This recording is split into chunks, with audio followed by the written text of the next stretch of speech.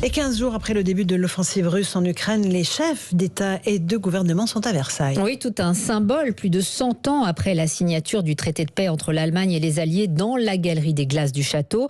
Jacques Serret, vous suivez ce sommet pour Europe 1. Il s'agit de répondre aux défis économiques et sécuritaires liés à la guerre. Absolument, l'enjeu de ce sommet, c'est de poser les fondations d'une souveraineté européenne. Les 27 dirigeants réunis ici planchent notamment sur la question de la défense européenne pour poser les bases d'une plus grande coopération industrielle entre les États et mettre en place des achats communs. La défense, mais aussi l'alimentation et l'agriculture et surtout l'énergie, car il s'agit pour l'Union européenne de se montrer unie, de faire bloc face à Vladimir Poutine. Pour cela, l'un des premiers moyens est de faire en sorte de moins dépendre du gaz russe. Je vous propose d'écouter Emmanuel Macron à son arrivée ici à Versailles. Aujourd'hui, la France, comme vous le savez, dépend moins que d'autres du gaz en raison de notre base installée nucléaire, de notre structure énergétique. Néanmoins, l'Europe dépend du gaz, dépend d'un gaz qu'elle importe et à 40% d'un gaz russe.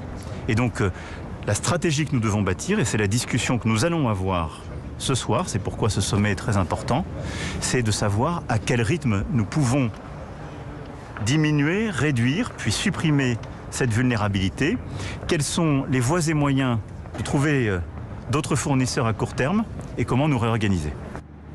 Ce sont des décisions stratégiques et historiques qui doivent être prises, insiste le président, qui a encore échangé ce matin même par téléphone avec le maître du Kremlin, car Emmanuel Macron ne veut pas rompre le fil du dialogue et il se justifie.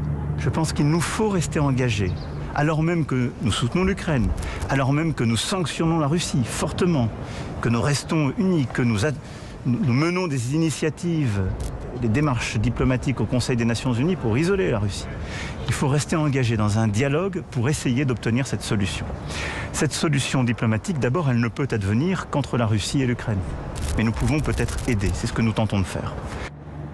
Mais lui-même l'avoue, il ne voit pas de solution diplomatique dans les prochaines heures, ni même dans les prochains jours. Jacques Serret, vous suivez le sommet de Versailles pour Europe 1 et au menu ce soir les questions de défense et d'énergie. Suivra un dîner de travail.